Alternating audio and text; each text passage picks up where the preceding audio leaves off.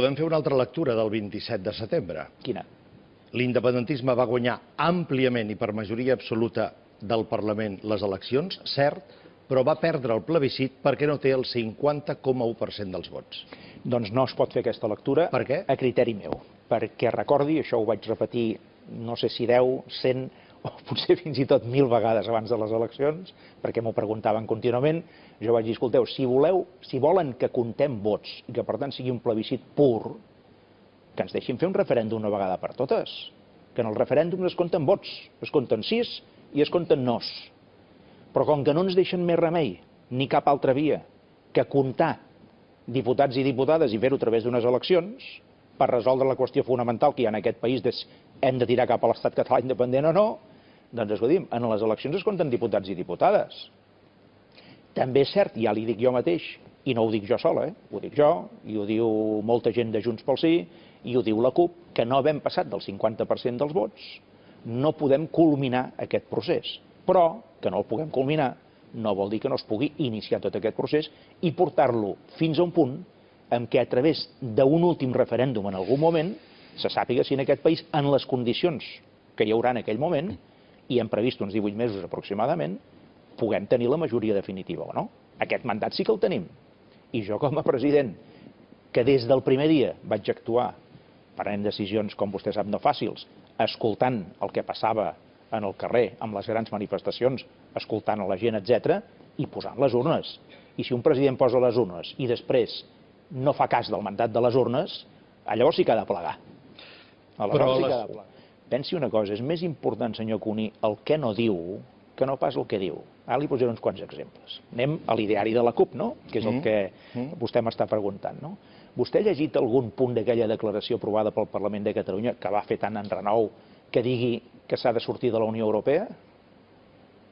Ho ha llegit això vostè? No, però sé que un grup important d'ambaixadors de països de la Unió Europea ho han rebut com una declaració de reacció inversemblant. Això sí que ho sé. Miri, segurament hi ha llocs on aquesta resolució no ha agradat, no li nego. Però ara estem analitzant el contingut de la declaració, no l'estètica de la declaració.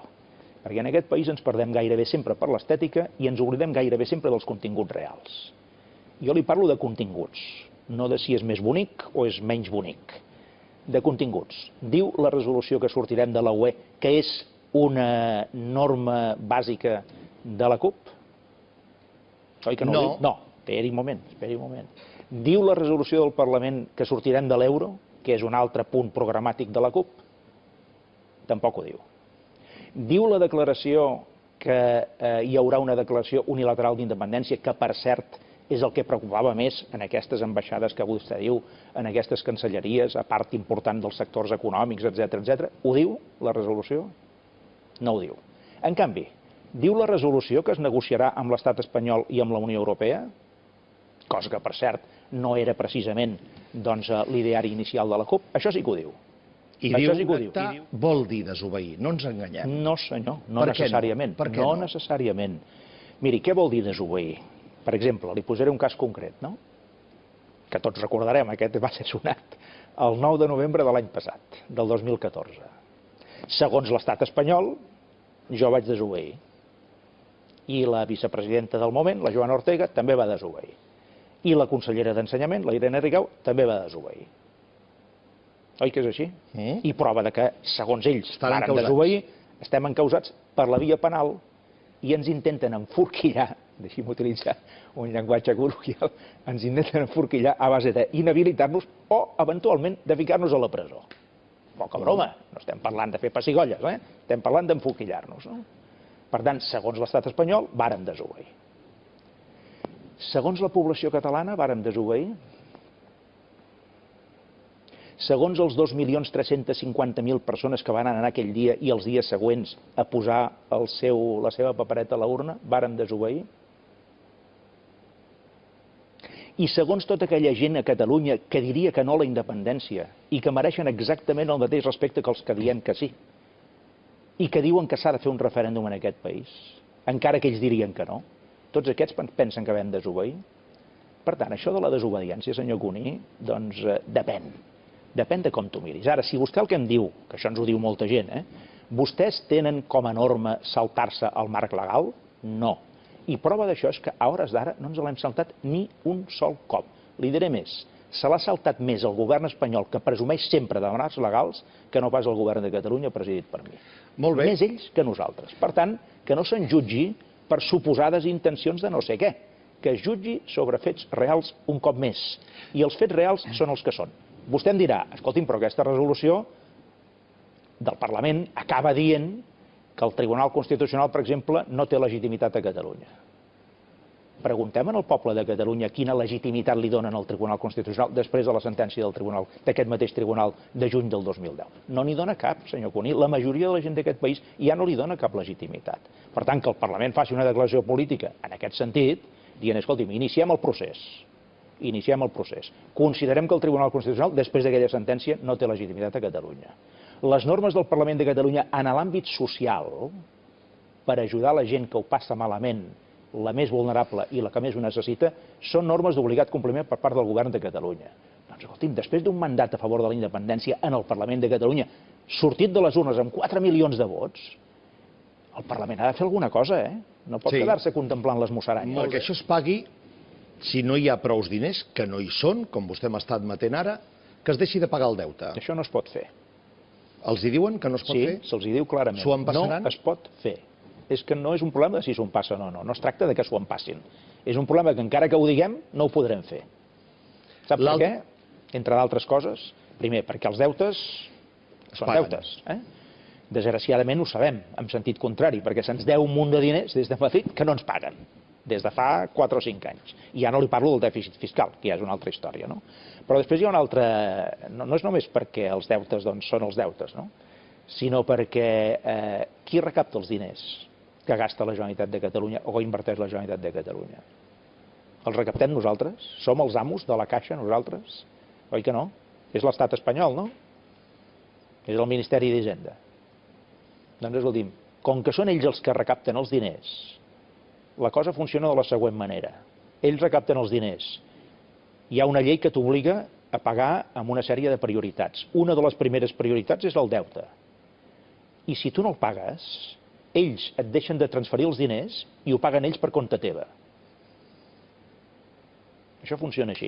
Molt bé, doncs per tant, ja em dirà vostè de què serveix. No, és evident que vostè, i quan dic vostè vull dir simplifico en la seva persona, el govern de la Generalitat com a institució, econòmicament, financerament, està atrapada. Això ja ho sabem.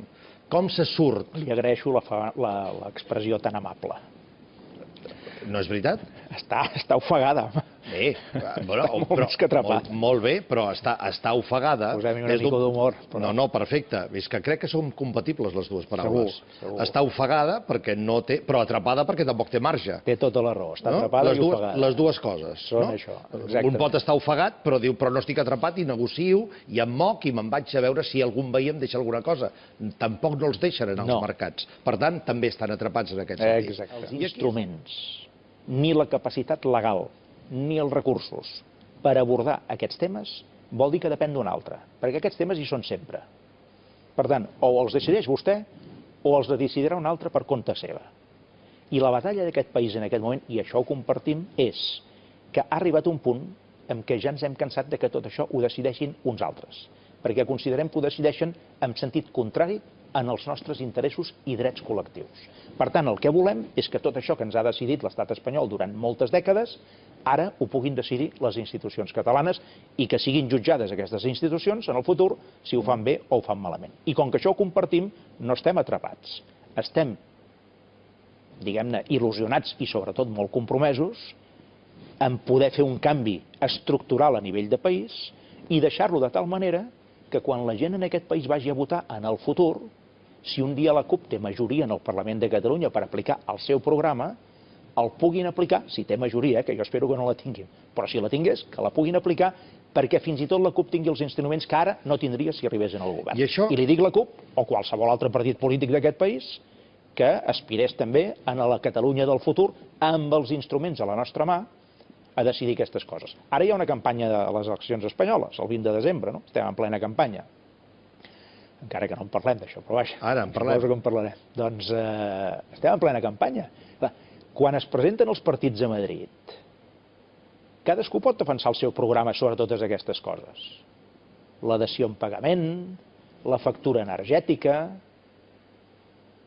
les pensions, les polítiques de subsidis d'atur, els salaris mínims interprofessionals. No li estic parlant de teories abstractes, estic parlant d'aquestes coses. Allà no es plantegen si tenen els instruments, allà expliquen el seu programa, perquè ja saben que els instruments els tenen. Per tant, el que compartim il·lusionadament i amb molt compromís és com la nostra caixa d'eines ens permet fer la feina en aquest país i no haver de dependre de les decisions que es prenen a Madrid. I això ho comparteix la CUP i ho comparteix Junts pel Sí. Ara comparem-ho amb les altres regions d'Europa. La primera regió de l'Europa continental, fora el Regne Unit i fora Irlanda, la primera regió amb atracció de projectes d'inversió estrangera productiva és Catalunya.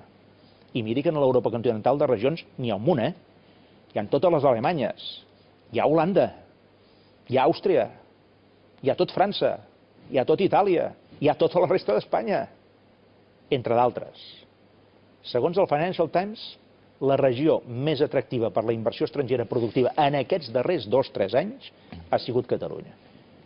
Però el Financial Times també li diu que prengui una altra decisió de pactar amb la CUP. Si parlem del Financial Times, també diu això. El Financial Times, senyor Cuní, diu que no li va agradar la resolució del Parlament de Catalunya, però no ha pogut jutjar un acord encara perquè no existeix l'acord. Quan hi hagi l'acord, aleshores el podrà jutjar. I quan hi hagi un govern a Catalunya definitiu, si hi ha investidura, podrà jutjar l'actuació d'aquest govern. La gent que vol la sobirania de Catalunya només té una carta per defensar-la, fins que Catalunya no arribi a ser un estat. I l'única carta es diu el vot. No n'hi ha cap més.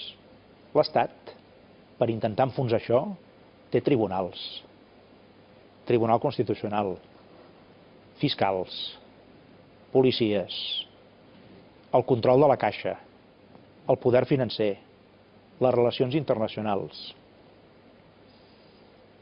Però els que se'n volen sortir a Catalunya amb aquest projecte només tenen una carta i una força. Una, només una. Perquè de tot això que li he dit no tenen res, no tenim res. Però en canvi tenim la carta i la força del vot. Per això és tan important que aquest món que es va comprometre el 27 de setembre i que va donar al Parlament de Catalunya la seva primera majoria sobiranista des de feia moltes dècades, que ara entengui que si nosaltres no utilitzem l'única carta que tenim, els altres, les seves cartes, les utilitzaran sempre i en tot moment.